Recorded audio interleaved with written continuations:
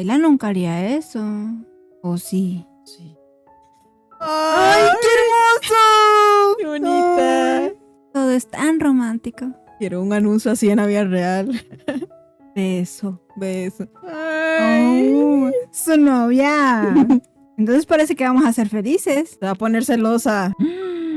La quiere destruir. Se va a poner intenso. Uy, por fin. La relación es de ellas, no de los padres. Ella la obliga a portarse bien. Ay, señor, no tan así. Miserable. Se vuelve complicado. ¿Qué tiene futuro? Uy, muy sensual, ¿no? ¿Por qué no le manda un mensaje y le dice, ¿sabes qué? Dame tiempo. Ay, sentí una daga en mi corazón. Ay. Estoy tratando de hacer más feliz este capítulo porque está feísimo, o sea, feísimo de dolor. ¡Ay! ¡Por Dios!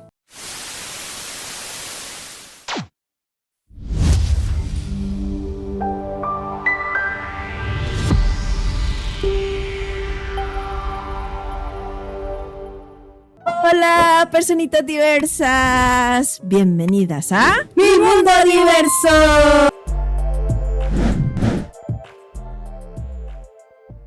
Hoy estaremos reaccionando al capítulo 9 de Only You. Entonces, vayamos a verlo. Lights, camera, action.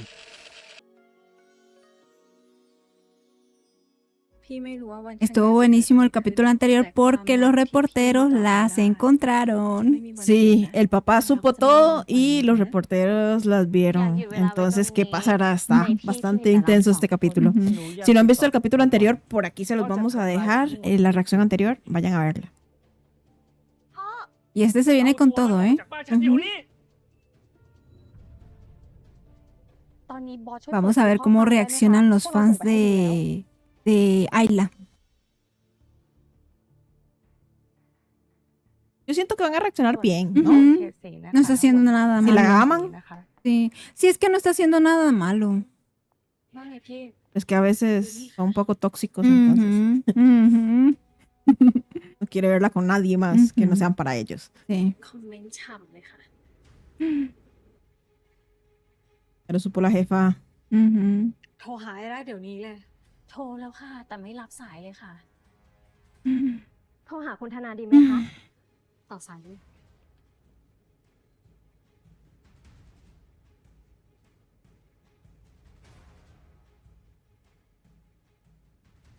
สวัสดีค่ะ คุณธนาสักครู่นะคะ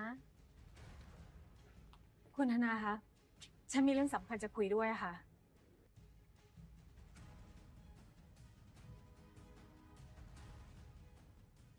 ครับ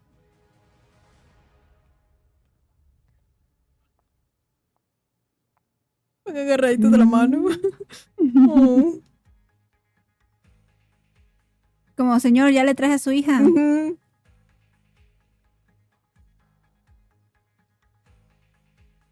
Y Ayla, como yo no quería venir. Me hicieron venir. ขอโทษคุณธนาด้วยนะคะ ที่ทำตัวไม่เหมาะสมแบบนี้ ทั้งแอบมาหาไอล่าที่บ้าน และพาน้องออกไปข้างนอก โดยไม่ได้ขออนุญาตคุณธนา Bueno, ella se salió sola. Ujú. ดิฉันพร้อมที่จะรับผิดชอบทุกอย่างค่ะ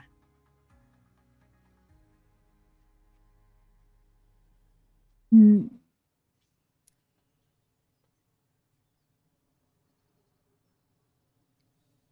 หนูขอโทษค่ะพ่อ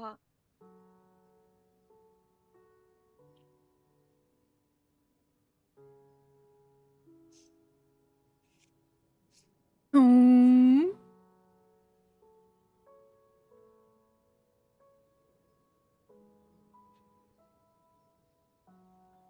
No me pegues, papá. A volver a encerrar. Mm.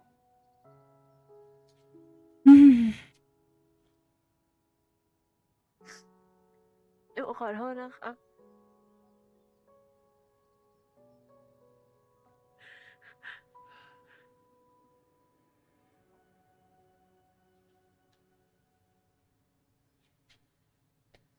เห็นนักข่าวที่หน้าบ้านแล้วใช่ไหม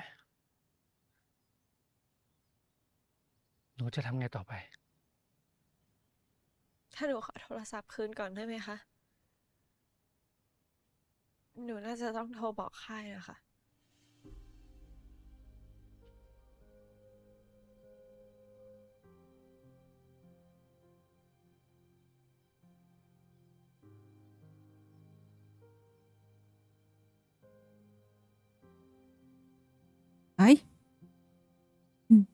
พ่อคงไม่ต้องเตือนเรื่องการเป็นนักร้องแล้วนะ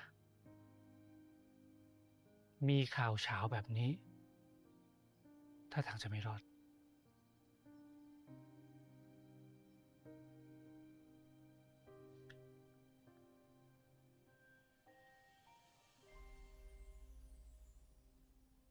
สวัสดีค่ะนาย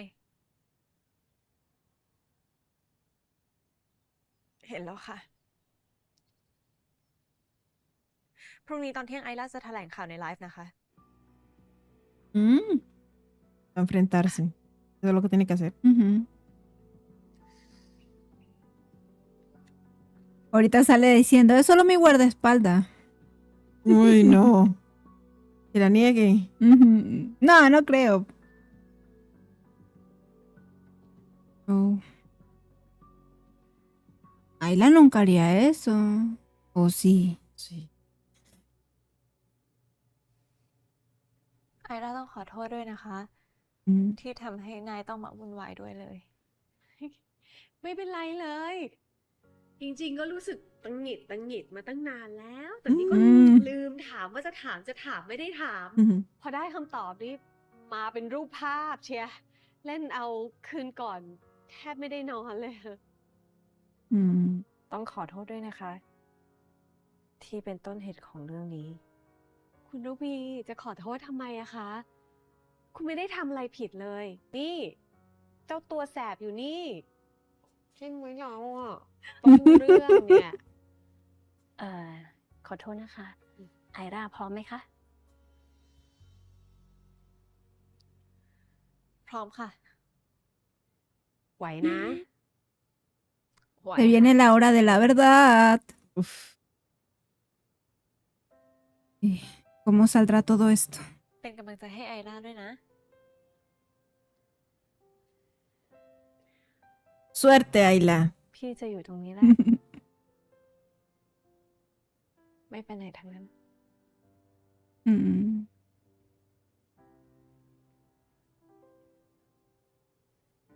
โชคดี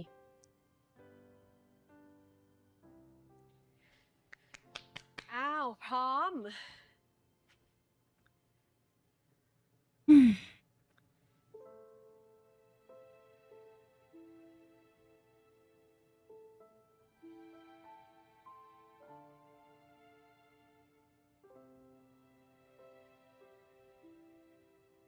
สวัสดีค่ะ วันนี้ไอร่าจะมาชี้แจงเรื่องรูปแล้วก็ข่าวที่ถูกโพสต์ลงโซเชียลมีเดียนะคะ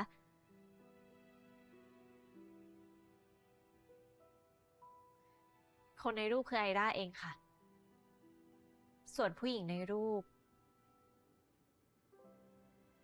คือคนที่ไอร่ารักมากที่สุด ¡Ay, qué linda! เขาเป็นรักแรกของไอร่าสมัยมัธยม ตอนนั้นไอร่าเป็นเด็กหลังห้องที่ไม่เอาไหนเลยค่ะ Ujú. แต่พอไอร่าได้เจอเขาได้แอบรักเขา Oh.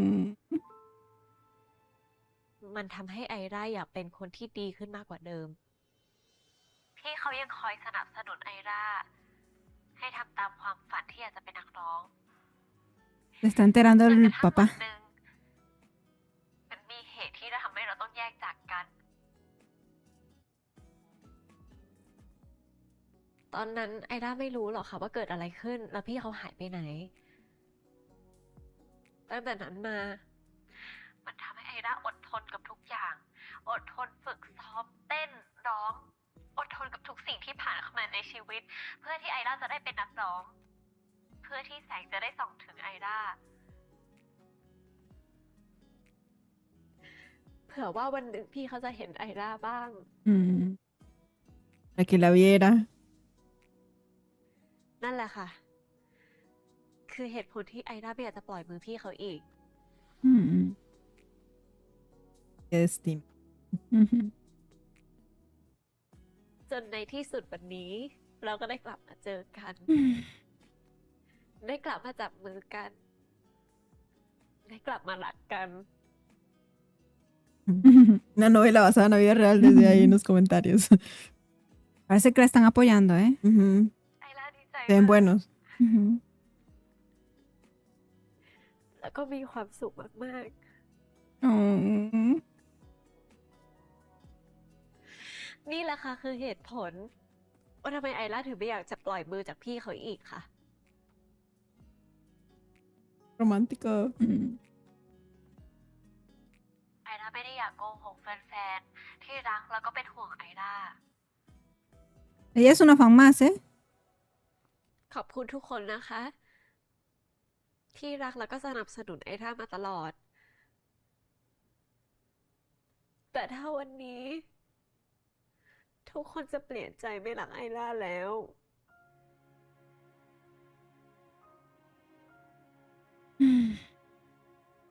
ไอด้าก็พร้อมเข้าใจ และก็ยอมรับทุกอย่างค่ะ ขอบคุณทุกคนนะคะ อืม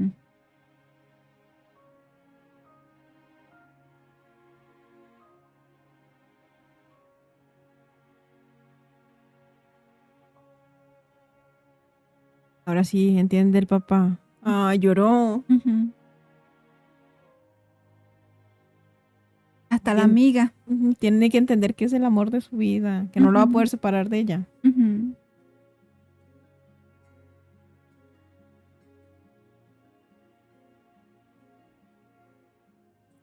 ปิดไลฟ์เลยไหมคะ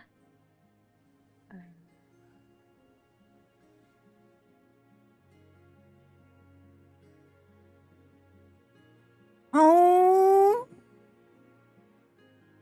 ¡Ay, qué hermoso! qué bonita! Ay, ¡qué hermosas!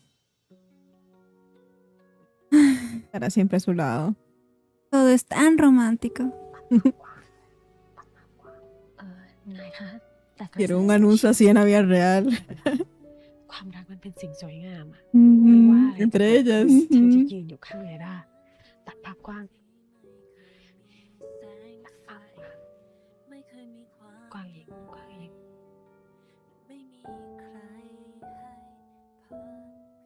¡Qué emoción! Ujú.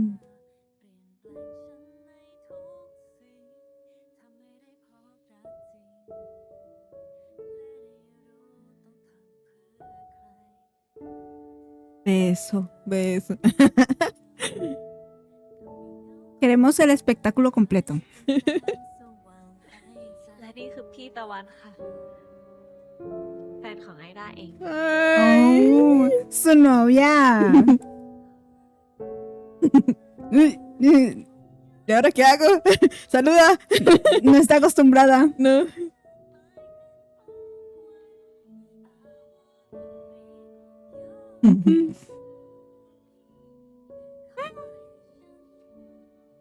Mm, ¿Y ahora qué hago? Ay, sonrió el papá. Ujú.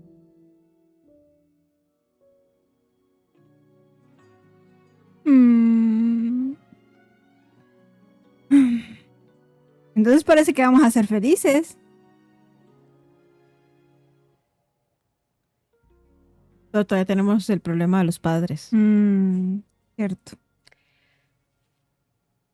ปิดไลฟ์โอเคเฮ้ยโชคดีมากเลย ที่แฟนคลับรับได้อ่ะ โอ้ย ดีใจด้วยดีใจด้วยโอ้โหดีใจด้วย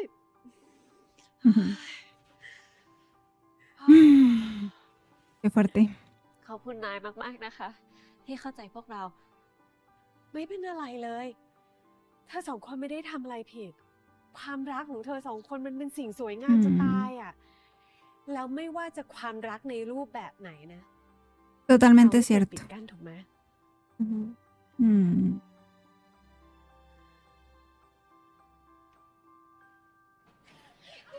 โอ้โห นี่เบาหืมพี่ไอล่า พี่คือแบบที่สุดแบบว่าสุดๆอ่ะ Mm. ค่ะ วันนี้หนูรู้ไลฟ์พวกพี่นะคะ ปลื้มปริ่มมาก คือความรักของพี่สองคนมันแบบมันไม่รู้เลยว่าจะเอาคำอะไรมาพูดอะมันแบบมัน perfect ใช่ Parecen trillizas.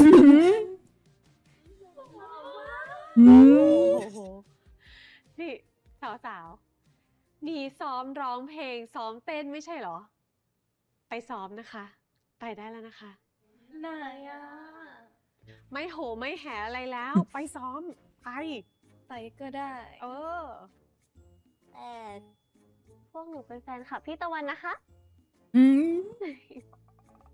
¿Ya tiene fans? Fans girls, sí.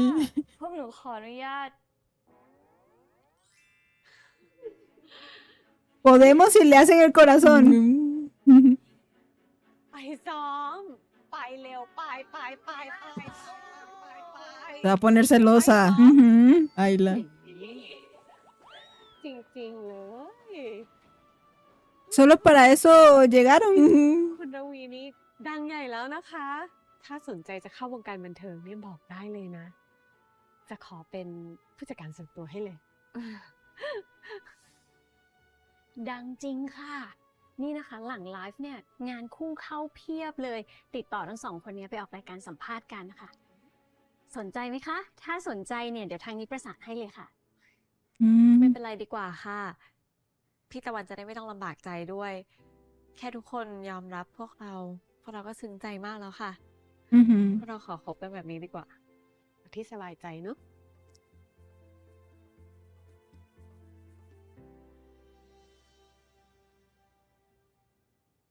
พ่อครับ ลูกสาวคนเก่งของพ่อ สร้างเรื่องให้ตระกูลเราอีกแล้วนะ Ay, venenoso.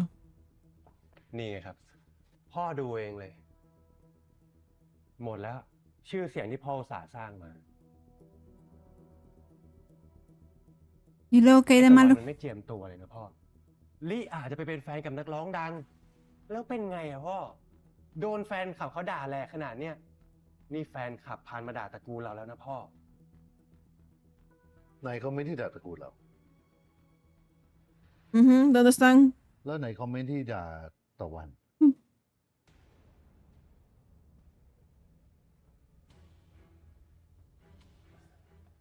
นี่ไงพ่อ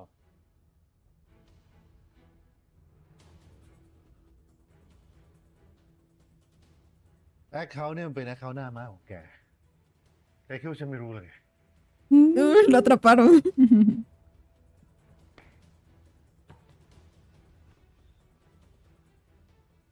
No le salen las cosas bien. เลิกทำตัวขี้ฉาสักทีเถอะนะ Ujú. มันไม่แมน Oh.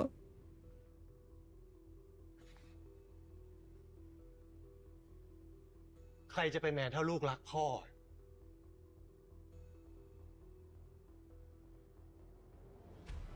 Guarda tanto rencor. Ujú.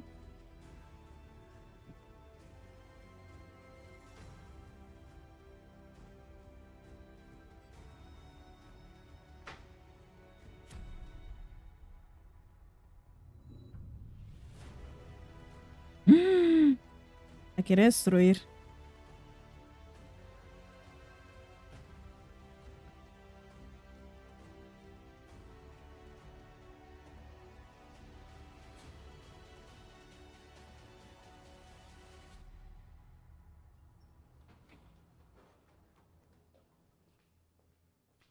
ขอโทษค่ะ คุณทรงกฎมาขอพบคุณระวีค่ะ ทรงกรด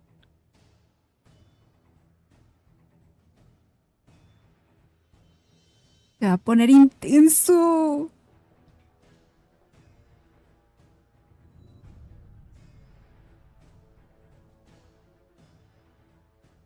นายคะ คุณทรงกรดเป็นประธานบริษัท TS Construction ผู้รับเหมาก่อสร้างที่ติดอันดับ1 ใน 5ของประเทศเลยค่ะ ยักษ์ใหญ่สุด สวัสดีค่ะ คุณทรงกรด No sabe quién es el papá. Mm-mm. No, porque apenas están conociendo a Tawan. สวัสดีค่ะ Hola, papá suegro. กลับบ้านกับพ่อเดี๋ยวนี้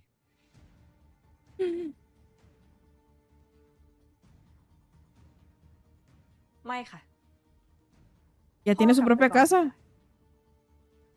เสร็จธุระตะวันจะเข้าไปหาที่บ้านเองค่ะ Además, a Tawan no le gusta que la manden. Ujú. ยังทำเรื่องไม่พออีกเหรอจะอยู่ต่อ ให้มันเสื่อมเสียไปมากกว่านี้อีกแล้วไง อยู่กับใครแล้วเสื่อมเสีย Pero, frente a frente. ไอ้เลว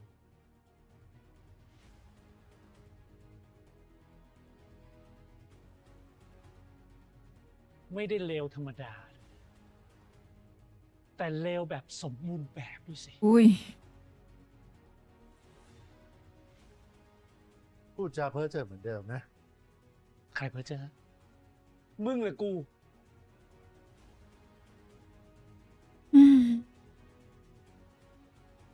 La jefa toda asustada. แล้ว ¿Qué มึง pasa มีสิทธิ์ aquí? อะไรมาว่าลูก ว่าสร้างเรื่องเสื่อมเสียให้ลูกมึง ก็มันจริงไหมล่ะ ตอนนี้ในสื่อโซเชียลนะพากันขุดหาประวัติของลูกสาวกูกันไปทั่วหมดแล้ว ทำไม เป็นขี้ปากคนอื่นมันจะไปดีได้ยังไงวะ มึงกลัวเหรอ กลัวว่าสิ่งที่มึงเคยทำมันจะถูกเปิดเผยเหรอ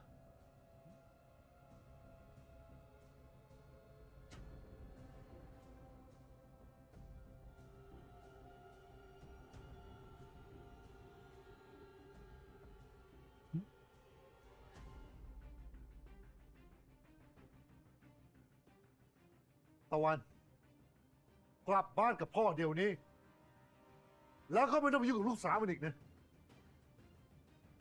Mm. แล้วจำไว้เลยนะ คนในตระกูลเราเนี่ยไม่มีทางไปเกี่ยวดองกับตระกูลของมันเด็ดขาด พี่ มึงพาลูกมึงกลับไปเลย แล้วมึงก็ทำให้ได้ด้วยนะอย่าให้ลูกมึงมายุ่งกับลูกกูอีก ทำไมวะ ลูกมันดีนั่นหรือไง ก็นี่ก็ลูกมึงแหละ หยุดทะเลาะกันได้แล้วค่ะ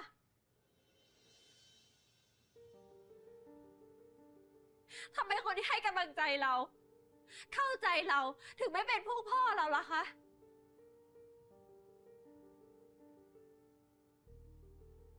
หรือว่าความสุขของพวกเรามันไม่ได้สำคัญ ทำไมพวกพ่อถึงไม่ดีใจกับพวกเราที่สังคมยอมรับ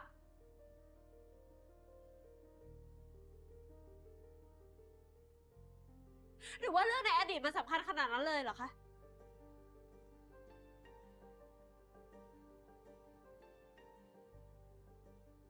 ตะวันกลับบ้าน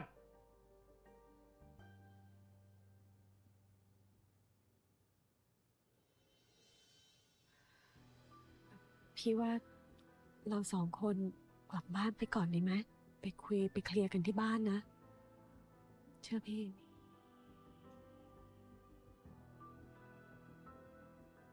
ไอรา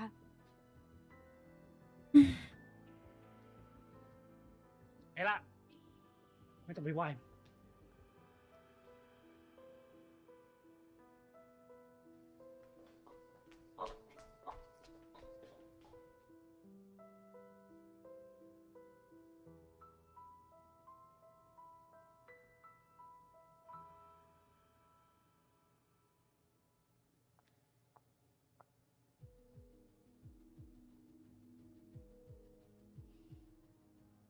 พ่อว่านะ หนูตัดใจจากตะวันซะเถอะ มันเป็นไปไม่ได้หรอก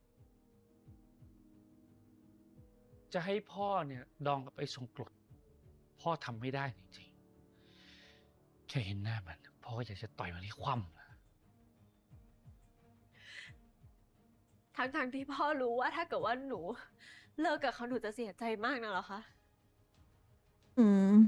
พ่อก็ได้ฟังไลฟ์ทั้งหมดวันนี้แล้วนี่ พ่อก็รู้ว่าหนูรักเขามากแค่ไหน พ่อก็รู้ว่าเขาเป็นแรงบันดาลใจให้หนูขนาดไหน No lo va a poder olvidar jamás. แล้วพ่อคิดว่าหนูจะเลิกได้เหรอคะ กับการที่แค่พ่อสองคนไม่ถูกกันอะ Sí, los papás están siendo muy inmaduros. ถ้าเกิดพ่อกลัวเรื่องแฟนคลับหรือว่าสังคมจะไม่ยอมรับ มันก็ไม่ได้เป็นแบบนั้นแล้ว ถ้ากลัวว่าอาชีพนักร้องหนูจะพัง มันก็ไม่ได้พังแล้ว Ujú. ตอนนี้มีแต่คนชื่นชมพวกหนู อยากให้พวกหนูออกงานด้วยกันเยอะมาก El problema solo es de ellos. Ujú. เหลือ No แต่ tienen แค่ que พวกพ่อ involucrar นี่ más แหละค่ะ personas. ที่ไม่ยอมรับ แล้วก็ไม่ใช่เพราะว่าหนูเป็นผู้หญิงสองคนที่รักกันด้วย หนูถามจริงๆเถอะค่ะพ่อ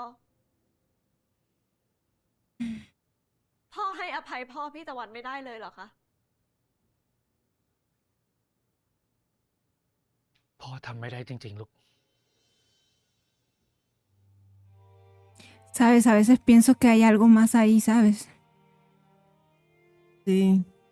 Algo más que solo lo de la empresa, ¿no? Ujú,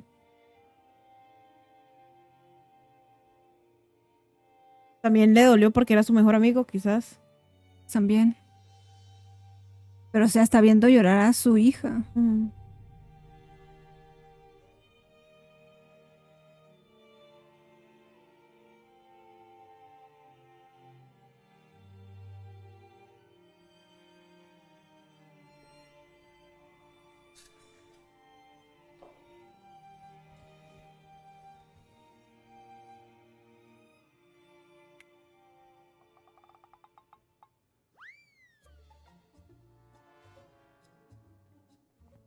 Ujú, ujú. เป็นไงบ้างครับบอสเหนื่อยไหมครับ นี่ผมเตรียมลูกโป่งไว้รอฉลองให้บอสเลยนะครับเนี่ยกะว่า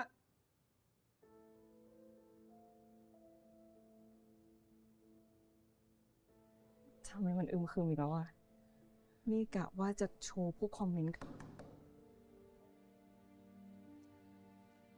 Ella solo dijo como que la vieran, pero no que fueran. คุณธนาก็ยังไม่ยอมใช่ไหมคะ ใช่ เจอพ่อฉันมาป่วนอีกคนนึง เกิดมีวางไว้กันละ คุณสองไปเลย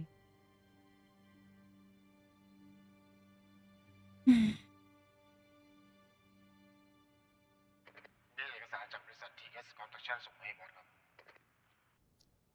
มาเร็วเชียวนะ เดี๋ยวผมไปเอาเอกสารให้นะครับ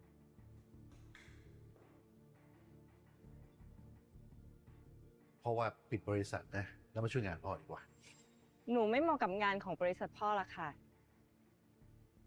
ไม่ได้เรียนมาทางนี้ด้วย มันจะไปยากอะไรแล้ว พ่อสอนงานตะวันก็ได้ อย่าเพิ่งรีบปฏิเสธนะ เอากลับไปคิดดูก่อน แล้วเรื่องของพ่อกับคุณธนาล่ะคะ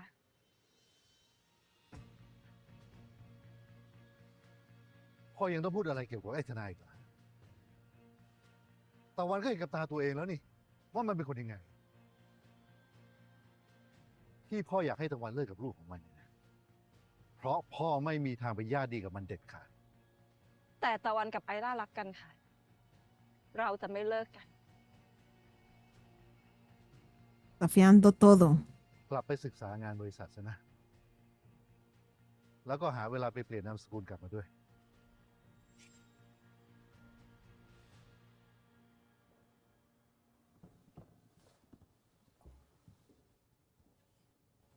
¿Cómo va a dejar su empresa? เอกสารจากบริษัทพ่อบอสนี่ครับ Que tiene su propia เย empresa. อะเหมือนกัน Sí, además que eso es lo que le gusta a ella. Ujú. พ่อจะให้กลับไปช่วยงานที่บ้าน ฮะ บอสจะปิดบริษัทเหรอคะ นาจะตกงานเหรอคะ โอ้ยดิมินเลิกมโนก่อนบอสยังไม่ได้พูดสักคำเลยว่าจะปิด บอสครับ Ujú. เราจะไม่ตกงานใช่ไหมครับบอส โอ้ไอ้นี่ก็อีกคน มันกลัวไม่ได้หรอเจ้ หางานใหม่มันไม่ยากหรอก แต่อยากอยู่กับทุกคนที่นี่ไง Mm, es verdad. Mm. ไม่ปิดหรอกนะไม่ต้องกลัว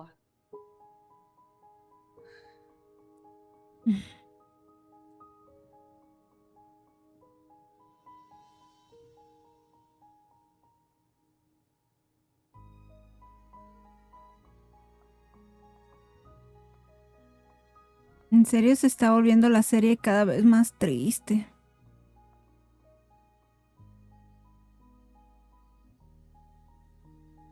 Otra vez.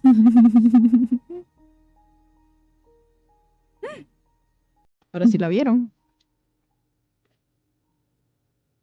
คุณธนาให้มาเชิญเข้าไปในบ้านครับ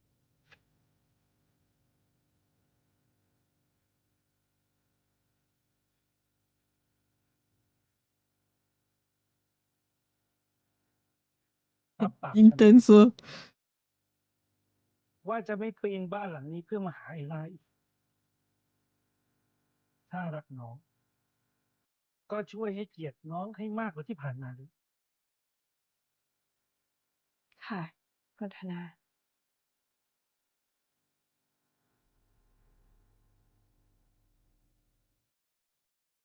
พ่อเธอไม่ห้ามมึงเลยไง ฉันยังมองไม่เห็นเลยนะว่าสองตระกูลเนี่ยจะมาดองกันได้ยังไง ห้ามค่ะ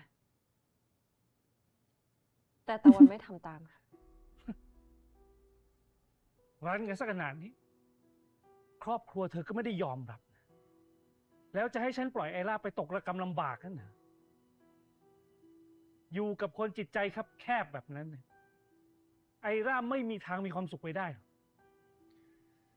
ไอร่าจะมีความสุขค่ะ Uy, por fin. La relación es de ellas, no de los padres. Ujú. ขอแค่มีพี่ตะวัน ไอร่าก็จะมีความสุข Bien dicho, Ayla.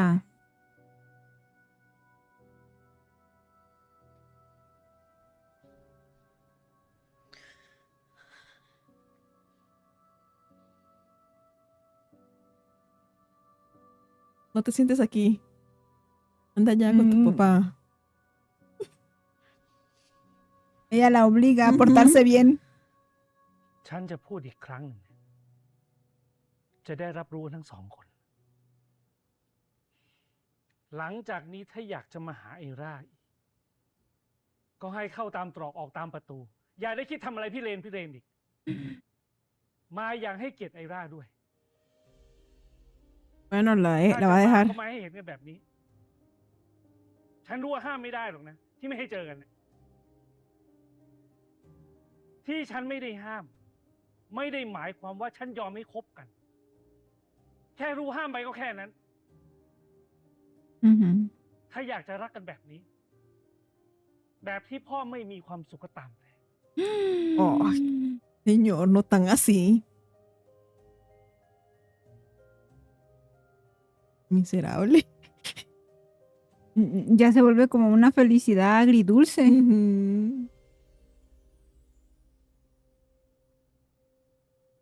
ครอบครัวของตะวันไม่มีผลใดๆกับการที่เราสองคนคบกันนะคะ Ujú.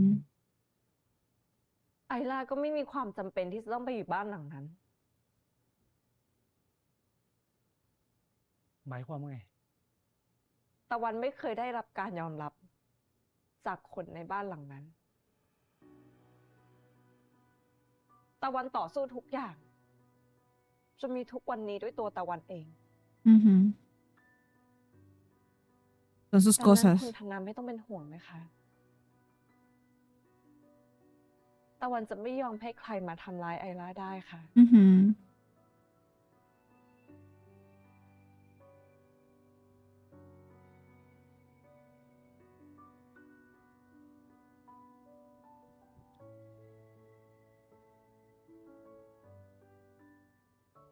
¿Y se va a quedar para la cena entonces? No lo creo.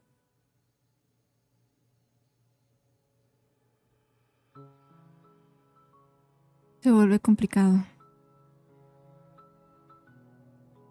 Entonces está feliz porque va a poder estar con ella, pero el papá está miserable, como él dice. Ujú.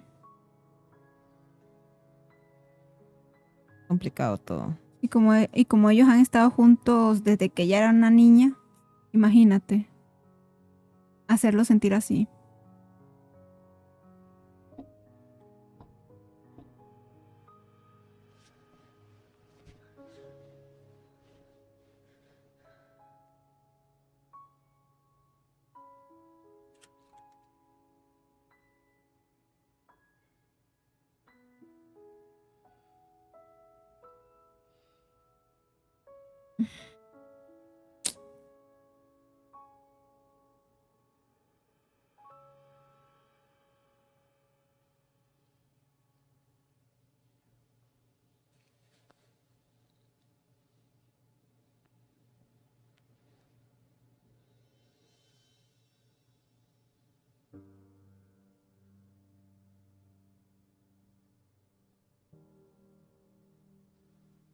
Oran actúa muy bien cuando duerme.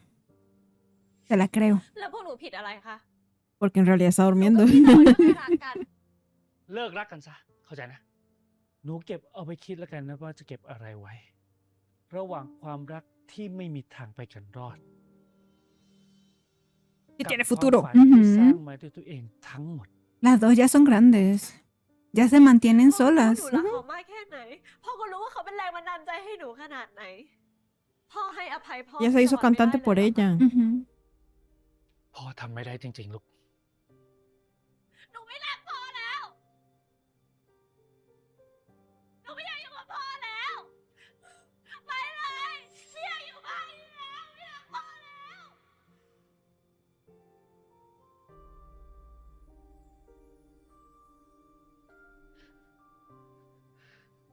O sea, entiendo que le haya tenido tanta confianza al amigo, pero pues puede ir más allá de los sentimientos de su hija, ¿no? Sí, por su hija, hacerlo. Ujú.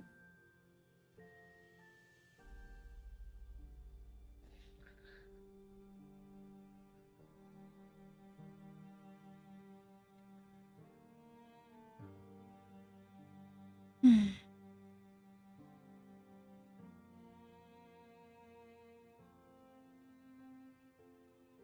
พ่อรักลูกนะ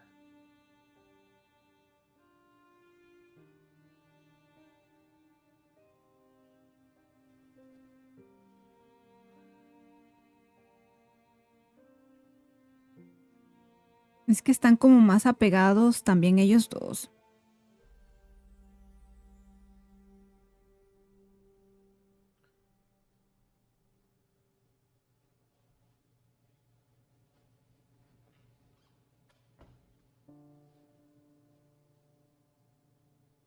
Qué feo llorar así, o sea, por amor y que todo se complique. Porque ya parecía como que iban a ser felices. Ujú. Pero imagínate, es que la persona que también amas, que es tu padre, la única persona, Ujú. la única familia que tienes, no acepte que tú quieres. Ujú.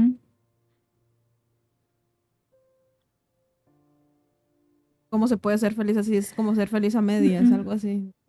Por eso te digo que, o sea, hace un ratito estaba ya feliz con Tawan y de repente todo esto vuelve a pasar. Ujú.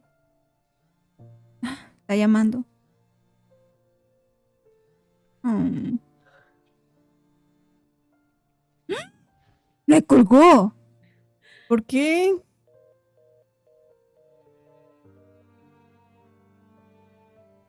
Ay, esos comportamientos no me gustan. Me imagino que ella quiere llorar sola. Sí, bien.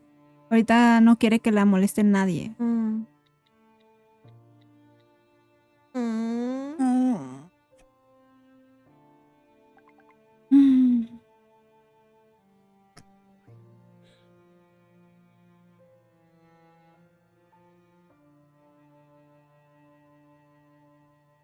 Mm.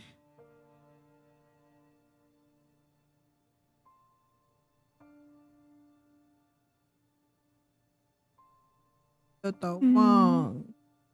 Como que siempre le toca sufrir.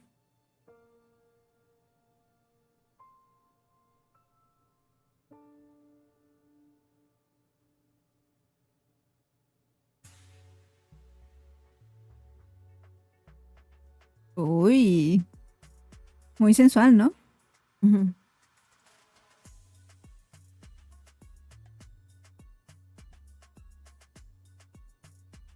Está triste.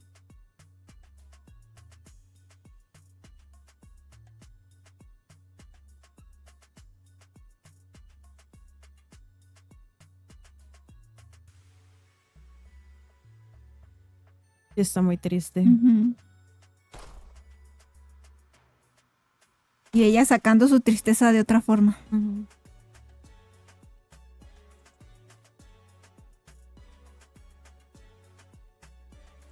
Me gusta mucho Orn con el pelo rubio. Es el que mejor le queda, ¿verdad? Ujú. El estilo. El rubio y el cenizo.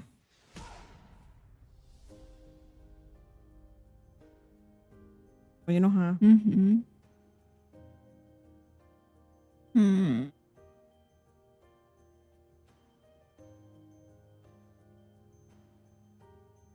¿Por qué no le manda un mensaje y le dice, ¿sabes qué? Dame tiempo.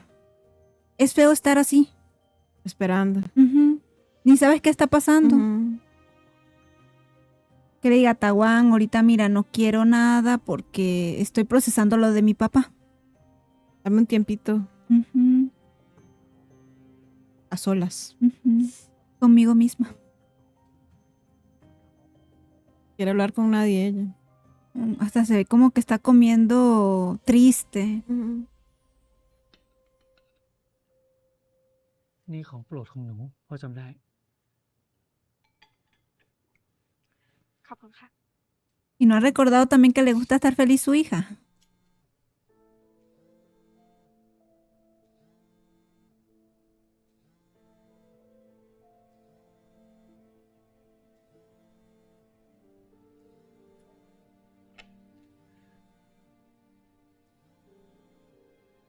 Ay, sentí una daga en mi corazón. Ay, oye, pero... Todo es Tampoco... complicado, todo es complicado. Sí, pero evitarla tampoco es la solución, ¿me entiendes? Pero está enfrente el papá. ¿Cómo va a contestarle ahí si el otro se siente mal? Se siente incómodo. Pues yo también me siento mal. También valen mis sentimientos, ¿no? No, los tuyos no. Mala. Para la serie no, amor. Pero es que yo ya no quiero sufrir. Mira. Se aguantó el lloro y no pudo. Qué feo es comer así, ¿eh? Sientes que todo es amargo.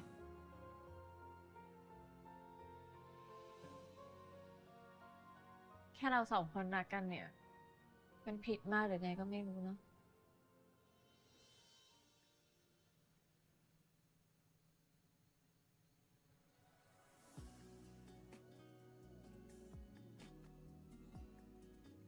พี่ตะวัน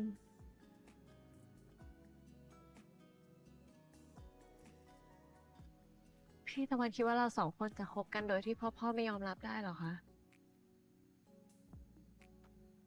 Qué fuerte. ค่ะวันนี้เขาสองคนเจอกันอ่ะเขายังแทบจะต่อยกันเลยนะ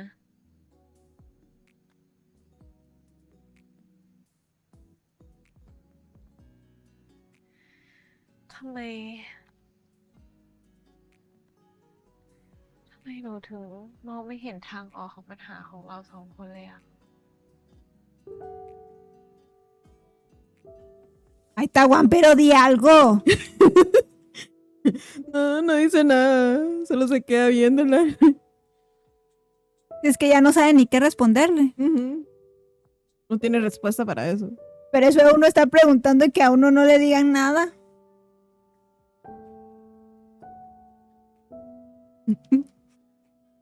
Mejor me acuesto, dice el Ayla. La otra mejor la abrazo. Ujú. No dijo nada. Ni vamos a salir adelante juntas. Pero es que si no sabe ni qué hacer Llora ella. solo de un ojo. Esa es su habilidad de llorar por un ojo. El otro no le llora. Puede estar actuando en dos cámaras, en una feliz y en Ahí la va, otra ahí va, llorando. el otro, ahí. ¡Ah! ¡Por fin! Se tardó. Estoy tratando de hacer más feliz este capítulo porque está feísimo, o sea, feísimo de dolor. Sí, triste. sí, siente uno que como que se le hace un nudo en la garganta. Como que pensábamos que íbamos a ser feliz y no. ¡Y no! Ahí terminó.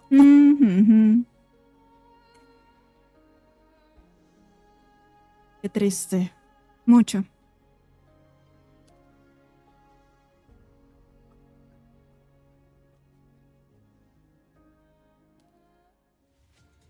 เป็นไงมั่งเรื่องชีวิตส่วนตัวของเราอะ ล้าแล้วก็ท้อมาก แต่เมฆก็คือเมฆพ่อไม่สามารถฝากความหวังอะไรกับเขาไว้ได้เลย ประมวลครั้งนี้ใครเป็นตัวเต็งที่ว่าจะได้ แกจะใช้วิธีไหนฉันไม่สนใจ แต่ฉันต้องชนะการประมูลในครั้งนี้ เห็นรูปที่ผมส่งไปให้หรือยังคุณเลือกเองนะคุณกันนา ¡Ay! ¡Por Dios! Este capítulo de Only You primero nos dio felicidad, luego nos dio drama, luego nos dio tristeza. Lo que me encantó fue cuando por fin Ayla dice que es su novia y todo súper lindo y decimos, ¡uy! por fin vemos la luz, vamos a ser felices.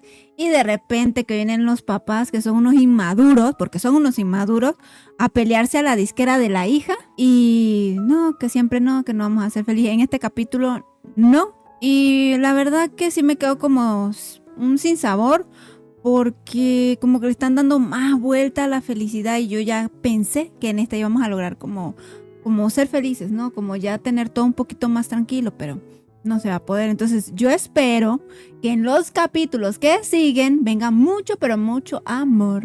Bueno, aunque en los capítulos que siguen, con el adelanto que se vio, va a venir todavía tristeza, porque como que podría pasarle algo a Ayla. Pero viene con acción. Tiene acción, sí, yo siento que parte de Tawan para defenderla y todo eso. Pero viste, es casi todo, bueno, se ve como que mataron a uno ahí, a la par de Ayla. Es que sabes que que es el hermanastro de Tawan, viene con todo, quiere ganar esa licitación y parece ser que el que le está estorbando para ganar es el papá de Ayla. Yo espero que rápido encuentre Tawan que el culpable de todo ha sido ese chico, porque yo sé que él es el culpable de todo, se nota como lo van poniendo. Entonces ojalá que rápido lo logren. A mí me encantó este episodio, aunque estuvo triste, me gustó la parte en que ella pues es sincera con sus fans y dicen que pues tiene una relación, que es el amor de su vida. Eso me encantó, estuvo muy bonito y los fans también aceptaron eso y estuvo todo muy bonito hasta el momento en que sí, como dices tú, hubo ahí la pelea o el altercado con los padres y pues todo se volvió triste porque es como, ok, es mi felicidad, está bien, todo, pero también estoy haciendo infeliz a mi papá o a los papás, entonces estaba triste y por eso no le contestaba ni nada. Esa parte sí me puso triste porque no le contestaba sus mensajes. Ya. También a mí me dio un poco de tristeza porque puede decirle, oye, ahorita todavía no estoy como preparada para que tú y yo sigamos, ¿no? Dame un tiempo. Hablarlo, pero es que no, tampoco quieren terminar y no, ella no quiere terminar, ese no es el motivo, no quiere terminar no, un tiempo para que ella, exactamente.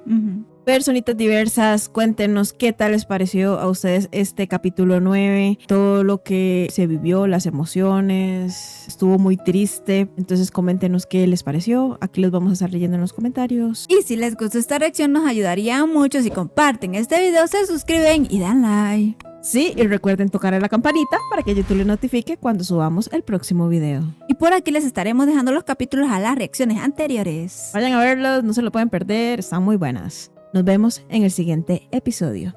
¡Adiós!